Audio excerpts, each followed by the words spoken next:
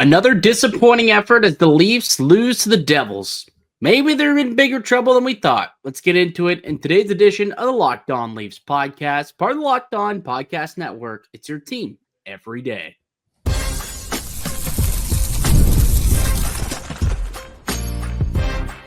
Your Locked On Maple Leafs, your daily podcast on the Toronto Maple Leafs. Part of the Locked On Podcast Network, your team every day.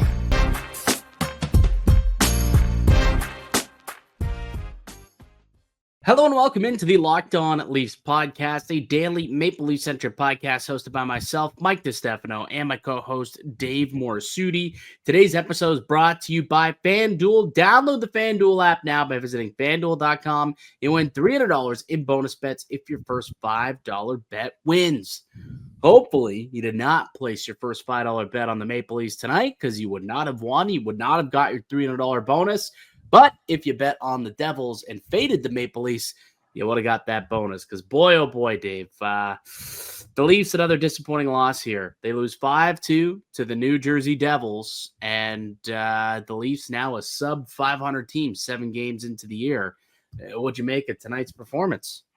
Yeah, very lackluster. Thought they didn't have a lot of energy. Kind of what we've been seeing since start of the year. They haven't looked the part.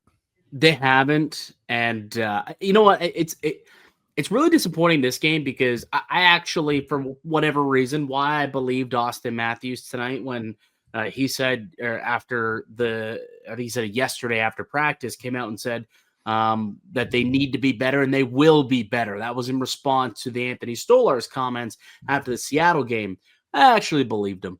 Thought that they were going to be better. They were going to be harder to play against. And that could not have been further from the truth, realistically. Like they were just as lackluster and just as, least physical, as they've been. Sure, you get the fight late, whatever. But again, you got guys kind of right in the kitchen of the goaltender, making life difficult on Stolarz. There wasn't a whole lot of Maple Leafs going to the net. They weren't shooting the puck on goal nearly as often as they should have been to make life a little difficult on the opposition, right? We talked before the game about one of the keys is you got to be physical. You got to put bodies on these guys because you got to slow them down in the neutral zone because that's a quick team. It's a fast team. And if you end up on your heels, it's not going to go well. That's exactly how it ended up going tonight. The Maple Leafs were they were outplayed. They were outplayed, plain and simple. And, the Devils worked a little harder. They showed off their skill and speed. And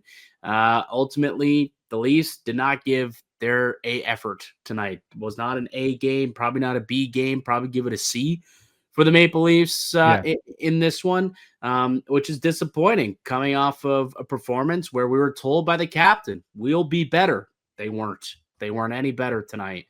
Were they worse? Not necessarily, but you look at the second period there, like you give up 3 goals in, 4 minutes to start the second period. It's like, what the hell's going on here? You got a 1-0 lead coming out of the first, and then you completely squander everything that you did with a piss poor effort to start the second period. And let's be honest, they didn't look great to start the first period. Anthony Stolarz made some big saves. They were outshot. They looked slow, but what did they do? They kept it simple. Riley makes a great play to keep the puck in. Yeah, gets the puck to Michelli. Michelli throws it in front, and Tavares makes a great play in front of that because he's in the scoring position. Mm-hmm. And it's just we're not it's not like we're asking the Leafs to do something spectacular. Yeah, And do these crazy dipsy doodle moves, show off. Just play simple. Keep the puck in the net. Fight for loose pucks. Keep some sustained pressure, because the reason why you're getting outshot and you're getting outscored right now is because you're not spending enough time in the offensive zone. Like some people say, this team's defensively is not very good. Well, no, it's because that they're constantly getting the offense being transitioned into defense. They're caught out of position. And how many times did that happen tonight where they're unable to keep the puck in the zone? Rush chance the other way. Like the Jack Hughes one. Nobody was looking to see where Jack Hughes was on the ice. Like that's just, And it was off of a kind of a lazy play, giving it up in the offense. Okay, I'm gonna go make a change. No one's gonna go and get Jack Hughes. Okay, that's fine. Yeah, I'm sure Anthony Stolarz. I said like a couple of the goals I wish he had been able to save. The Jack Hughes ones was one. I thought the Brandon Dillon one he should have. yeah. The Dillon one, he did come out and say, like, I need that goal back. Like, that's a bad one. That's on me. I take accountability. That one I wish I had back. So he did take a little bit of accountability for it. Yeah.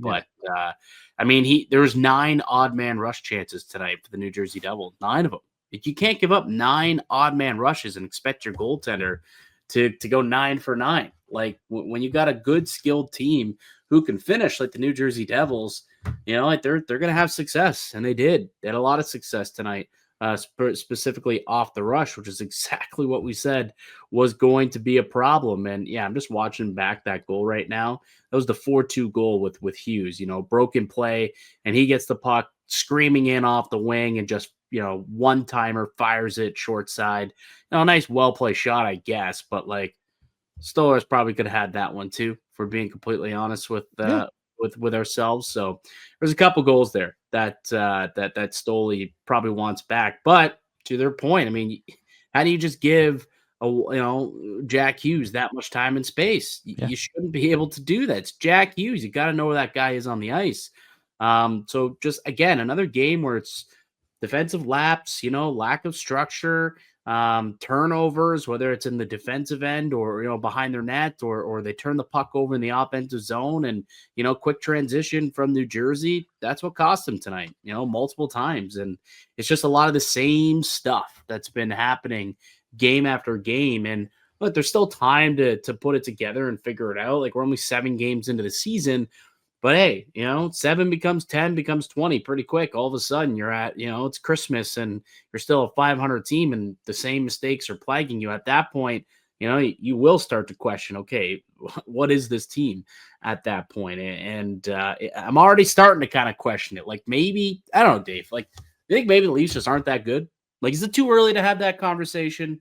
Is it too early? I think it's a little early to definitively say they're not a good team. But I think they're in the process right now where if they don't pick it up, the Atlantic Division does not allow teams too much of a leeway to go from a bad start to stay within contention. Mm-hmm. Like, I know Florida's taking a step back right now, but they have a better excuse right now than the Leafs. Yeah, Tampa too, by the way. Tampa's got, 1 win so far? Tampa, I think they're dead last in the basement of the Atlantic Division. I was taking a look at the standings earlier today. They're not doing anything either, which is very surprising to me. Yeah. But either way, like, Detroit's winning games, Montreal's winning games, Ottawa, like, they're getting points. Like, they got another point. What is still 4-4 despite everything? Like, Boston's not at this state, at this time, like, the Leafs are 4th. That's why, like, I'm not totally like throw it out like putting them in like I don't know, panic mode, like, panic button from Staples. But I do think that there are very concerning things. That was an easy button. Is it easy button? I used to see also the panic button. That was easy. That was an easy button, but yeah, I think the Leafs need that right now. They need to find the easy button. Wouldn't that be nice? Where they just like score a goal and like, that was easy. Make a save, make a block shot. Score a goal on a power play would be fantastic. Yeah, look, when you look at Toronto right now, it's too early to panic. I'm not in panic mode. I don't want to make it seem like that's the case. But when I say maybe they're not that good, I mean, maybe they're more closer to a middle of the pack team than they are like a divisional favorite or a Stanley Cup contender. Like that's what I mean. So I didn't mean that they're terrible going to be in the lottery. So if that's what you got from that, whoever's listening, that's not what I meant. But maybe they're just a middle of the pack team. And a middle of the pack team makes the playoffs, right? 50% of the teams make the playoffs. So if you're literally smack dab in the middle, you're going to make the playoffs. So that doesn't mean that they're not going to be a playoff team, but maybe they're not that good enough where they're going to be competing for a Stanley Cup. Maybe they're not going to have the quite the run that the Blue Jays are having right now. So maybe we don't have quite a spectacular spring as we are having this fall. But there's still tons of time to obviously get things on the rails. And but a game like tonight where you expected them to actually bounce back, especially after, Stolarz comes out, talks about the things that they need to do. The coach comes out and talks about, needing to play harder, need to play smarter, more simple, less turnovers, less penalties. And they don't. Like, ultimately, they just continue to play the same way. It's a little disappointing. Hopefully, at some point this week, they can turn it around, because the season can get away from you. That's all I'm saying. If you're still doing this by Christmas, that's when you really start to get concerned. But there's a little bit of an eyebrow raise about the way this team's looked and played early this season. Hopefully, moving forward, they can kind of pick it up. All right, let's take a quick break. We'll come back. We'll dive deeper into tonight's game. Got the good, the bad, the ugly from the loss against the Devils. A couple nice things that I do want to shout out, though, from this game. It wasn't all doom and gloom. A couple nice things, but there is an injury to Chris Tanev. We'll update you on that also next here in the Locked On Leafs podcast, part of the Locked On Podcast Network. It's your team every day. Today's edition of the Locked On Leafs podcast is brought to you by Monarch. Let's be honest, most of us can't even name all our financial accounts, let alone what they're worth. Between 401ks, savings, investments, it's easy to lose track, and that can mean leaving money on the table. That's why I started using Monarch, an all-in-one personal finance tool that brings your entire financial life together in one clean, easy-to-use interface on your laptop or your phone. And that's the best part. It helps you keep yourself organized. You can do it all on your smartphone. You don't have to go and throw everything into a spreadsheet. And if you're looking to review your finances with your partner, you can look at your shared goals and make better financial decisions together. Monarch's visual dashboard and smart tools make it so easy to understand where your money is going and how it can make your money work harder for you. So don't let financial opportunities slip through the cracks. Use code LOCKEDONNHL at monarch.com for 50% off your first year. That's monarch.com, code LOCKEDONNHL for half off your first year. Welcome back into the Locked On Leafs podcast. Mike DiStefano, Dave Morassutti with you, as we are each and every weekday, Monday through Friday, with brand new episodes of the Locked On Leafs podcast, free and available wherever you get your podcasts, including up on YouTube, for your daily dose of Maple Leafs content. The Leafs with a 5-2 loss to the New Jersey Devils. They are now 3-4. 3-3-1 on the year, I guess, with the OT loss. So 3-3-1 on the year, a 500 hockey club through 7 games, which not great. And now they might be without Chris Tanev, arguably their best defensive defenseman, an absolute warrior on the blue line. He was injured in the second period, early in the second period tonight, which could be part of the problem for why they kind of fell apart, giving up 3 more goals after he left the game, plus an empty netter. He took a weird kind of shot to the head somewhere, almost looked like a kind of a head-to-head, helmet-to-helmet hit, with a Devils player right in front of the goal crease, and went down, and it just looked really awkward. I don't know. The latest is that it's possible he could miss time. Coach Berube was asked post-game. He was asked if he's going to miss time, and Berube basically said it's possible. So they will reevaluate him tomorrow. But I tell you, man, like, we're already kind of uneasy about the way that things have gone for the Maple Leafs, specifically when it comes to defending and protecting the net and all that. You lose Chris Tanev, and all of a sudden it gets even more dicey for the Maple Leafs, doesn't it, Dave? No, the last thing you need is having your best defenseman miss a bunch of time, and not really like who you kind of look at what's been going wrong with this team. When Chris Tanev left the game, Jake McCabe was kind of like in no man's land. Dude, who walked Jake McCabe? I'm trying to. Who was it? Was it Palat that absolutely walked Jake McCabe? Yeah, I think so. Oh, let me find that out. I thought I wrote it down, but he got absolutely walked, like crisscrossed, ankles broken. leading to that goal there from the Devils. And I'm just like, how can you let that happen? But yeah, Chris Tanev going down, not good.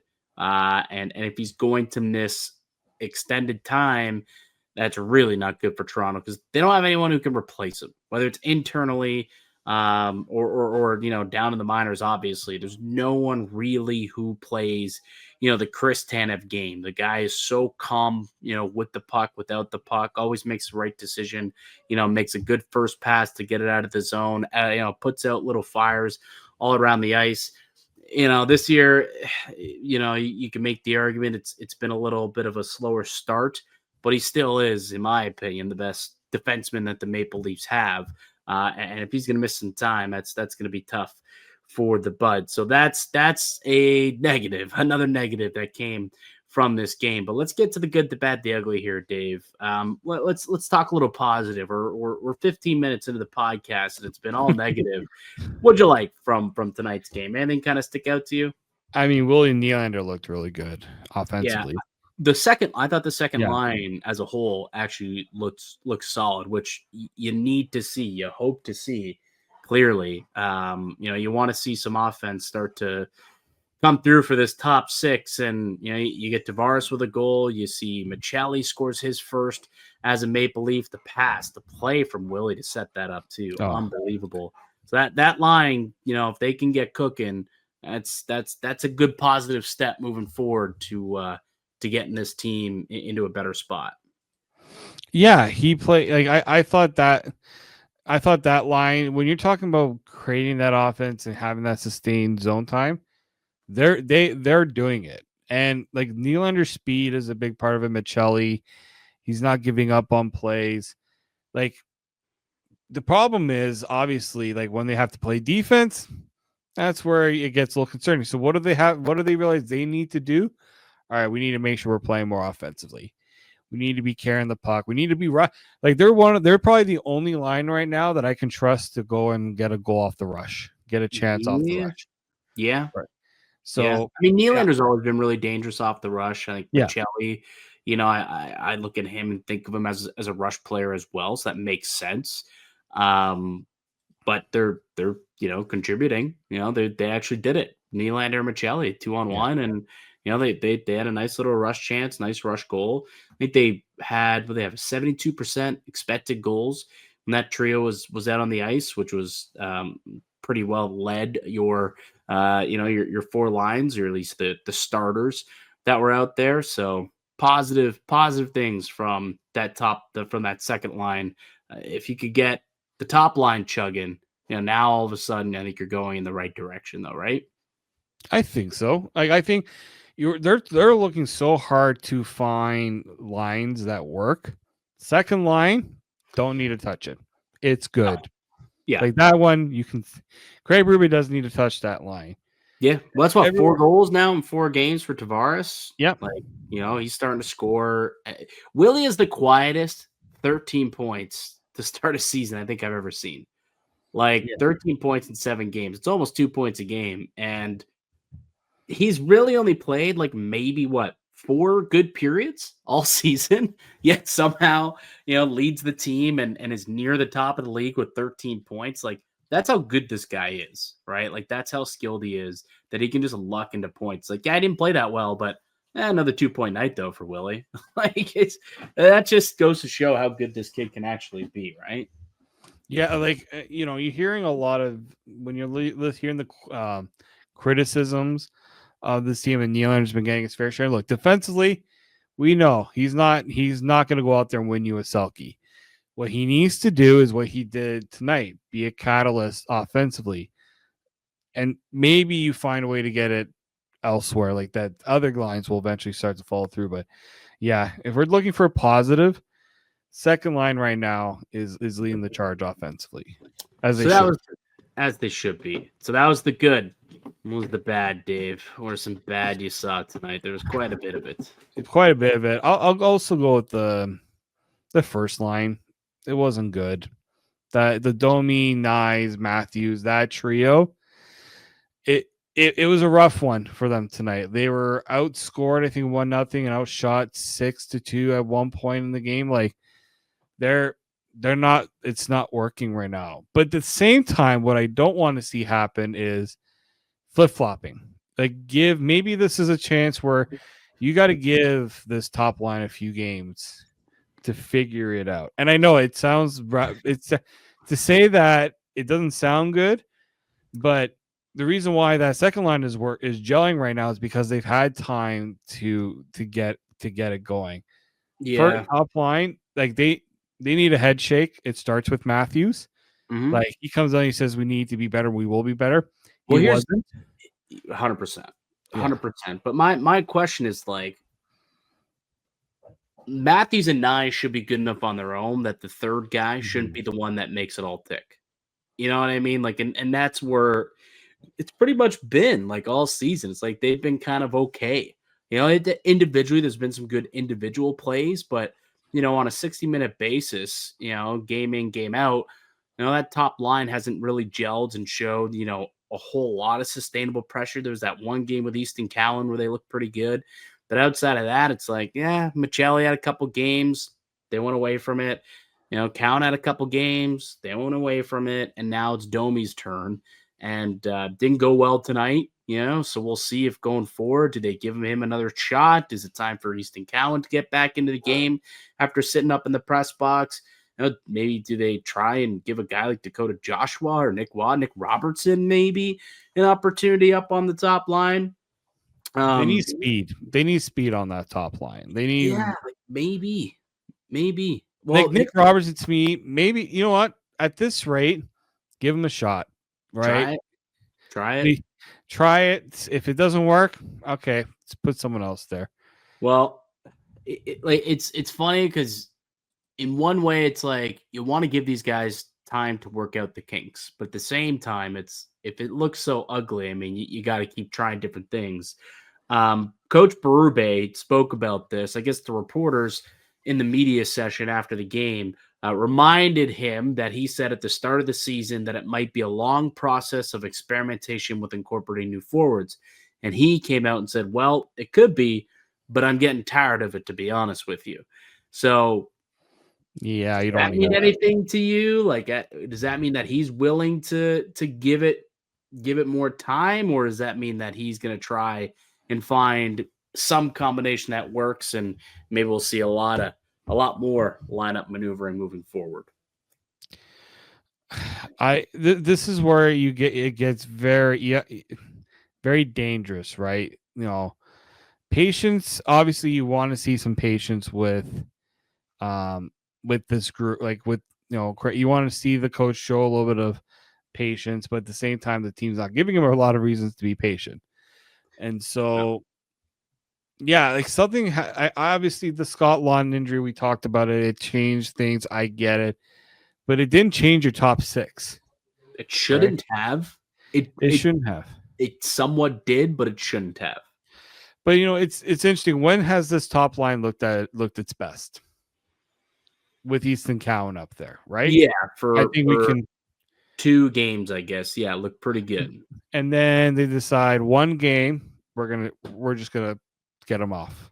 Yeah. Like to me, it looked worse with him off. So like now that kind of sends a message that maybe the kid was the right move. Like to me, like I didn't understand, and that's why I was upset with him coming out of the lineup, because I felt like it wasn't like he was egregiously bad in one game. Yeah, there were some moments where he wasn't good.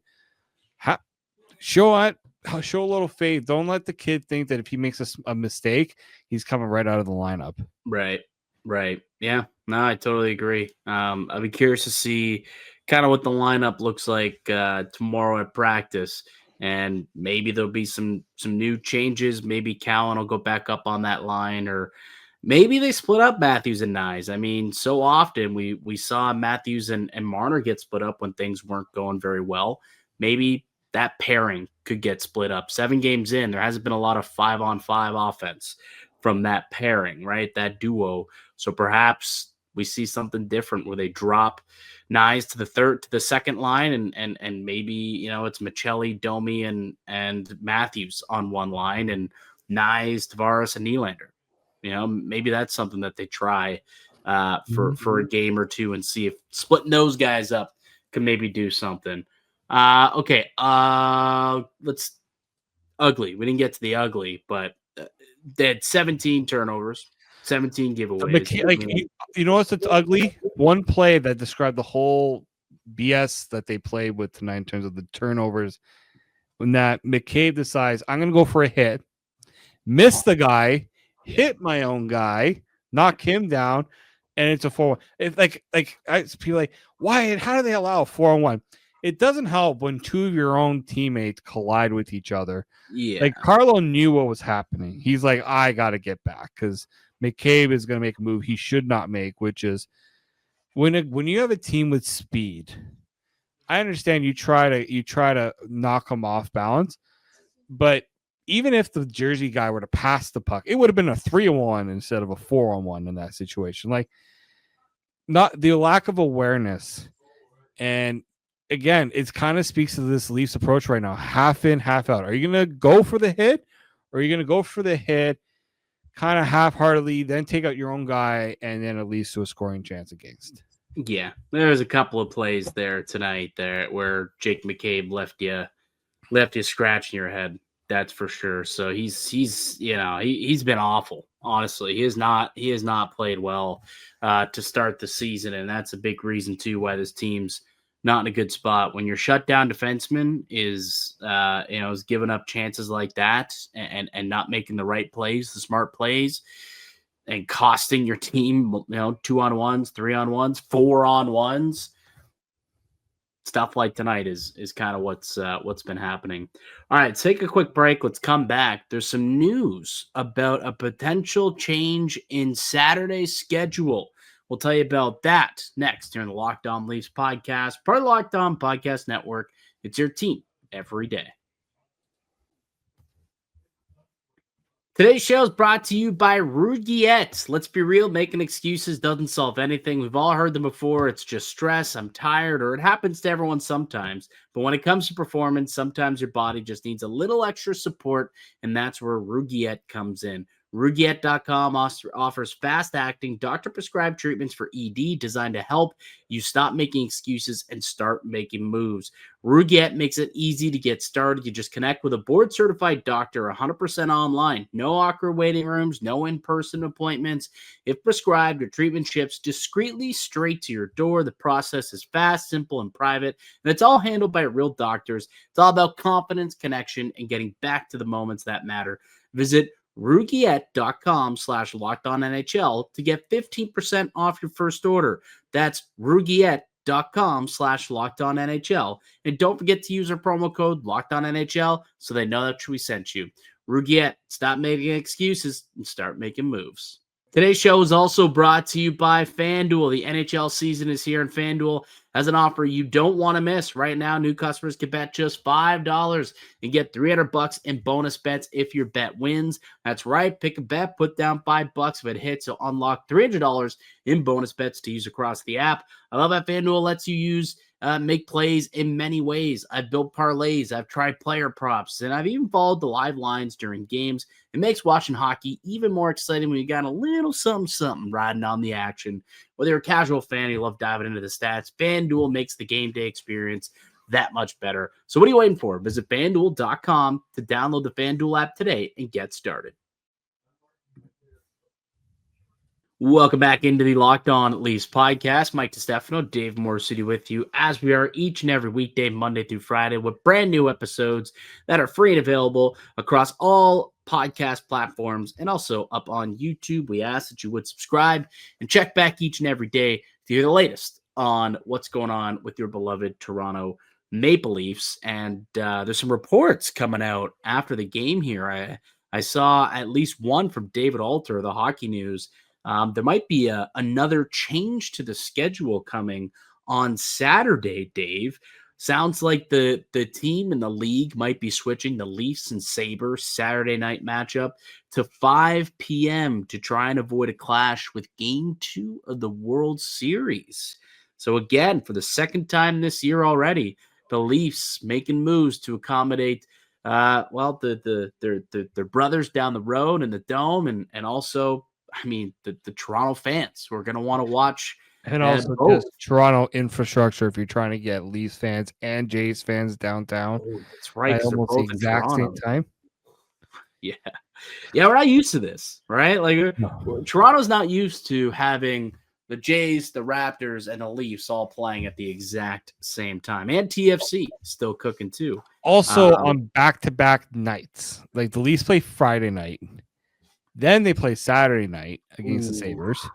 So why are they moving the Saturday and not the Friday? Because the Saturday is at home. It's like Buffalo's not going to do them any favors. The Saturday one is at home, so they gotta. Yeah, I think it's twofold. One, people that are going to be in Toronto are going to be going to that game, so they care about. If somebody's got tickets to that game, they don't want to have to make a decision between. Imagine you have tickets to both. I mean, I'm sure there's quite a few season ticket holders like, yo, we got tickets to both. Can we do both? Oh, yeah, 100%. Like, you might miss. No, what you do is you watch the first couple periods of the Leaf game, and then you get yourself over to the Dome. You got to be there for an 8 o'clock start. But like, so apparently it's going to start at 5 p.m., right? A 5 p.m. start. So you figure the game will probably go to what, 7:30? It's usually 2.5 hour game. 7:45 max, at the very latest, unless it goes into overtime. But if I'm a Jays fan or just a Toronto sports fan, I want to make sure that I'm in the building in Rogers Center by 7:30 at the latest. I don't want to miss things. So I probably would make sure that I'm, after the second period, I'm out of there. Like, I'm not even watching the third. I don't care if it's a 3-3 game, a 1-1. I don't care how close it is, what's going on in the Leafs.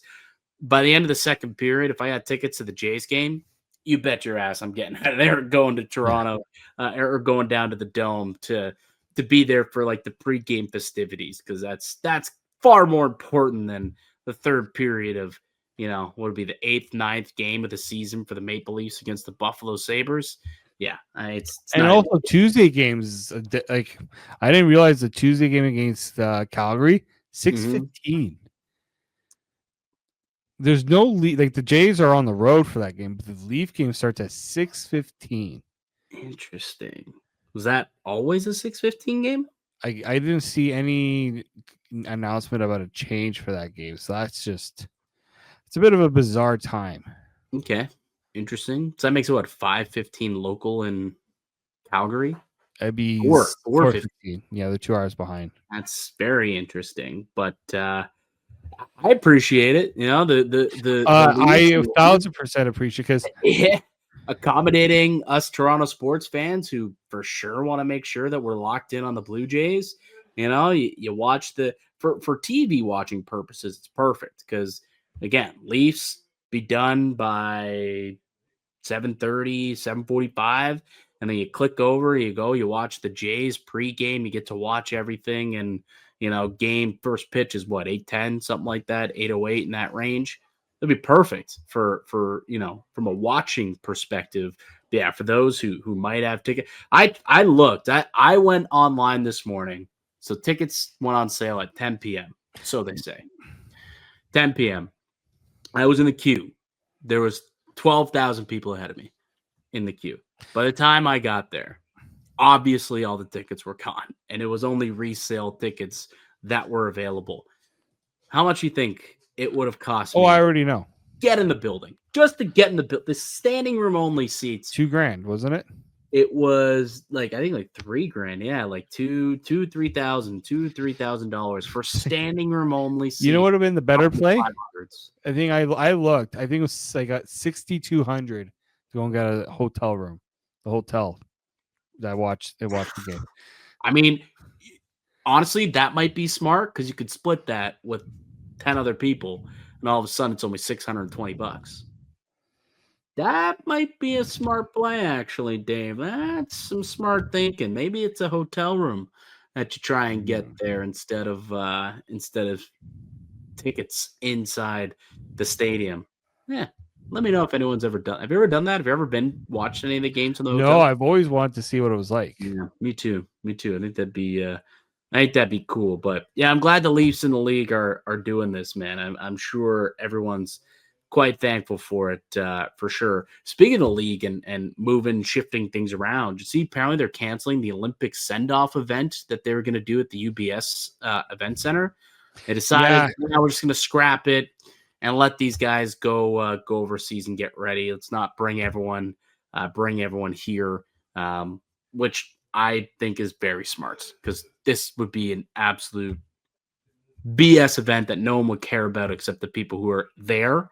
And I don't think you're gonna. It made no sense to negatively the players were not even close to wanting that. No, absolutely not. I don't think they were either. So I'm glad that they decided to do that as well. So hey, moving and shaking in the right direction. The NHL actually doing things for the fans for once, which Gary is very much not done in the past. Gary's gone to the beat of his drum for a very long time. Good to see that the NHL has got a little wiggle room for stuff like this nowadays. Anything else that you want to get into quickly? Anything pop up league-wide or Leafs-wide that you saw here post-game? Anything trickling out that you want to talk about? No, not really seeing anything. I guess by end of the week we'll hopefully be able to no, actually we talked about that already. So I think was by any chance, are you referring to this the top line thing? No, not that. It was the goaltending interference. I don't know if we talked about that one. Oh, we didn't, but I mean, that was a dumb challenge. I don't know why. Yeah. It didn't look. Yeah. At this rate, the NHL's got to get to the point where it's got to be like your goalie got knocked over, not guy was in the blue plane and your goalie couldn't put his glove on one side. It was. I mean, if a guy's in the blue paint and you're a goaltender, just go at the guy. Go at him and make sure that he makes contact with you, right? Just because he's in the paint, I don't think is enough. That's just not going to be enough. But if you go at him and show you're trying to fight for that ice, which you're entitled to, that whole blue paint, that's the only way that I think you're going to get that call. So that's, if I was a goalie and someone was in the blue paint and a shot was coming at me, it's not like a flop, but it's almost like that where you're going into it. You're leaning into the pitch, right? You're leaning into the player, and hopefully the contact is enough at that point to get the call. But yeah, I didn't think for a second that thing was coming off the board either. All right, that'll do it for us here today on the podcast. I'd like to thank you all for listening and supporting the show. You can subscribe to the Locked On Leafs podcast on all platforms and receive daily Leafs content. Follow myself on Twitter at Mickey_Canuck. Follow Dave at _Morassutti, and follow the show as well at Locked On Leafs. We'll be back with another episode for you guys tomorrow. But until then, keep it locked right here on Locked On Leafs.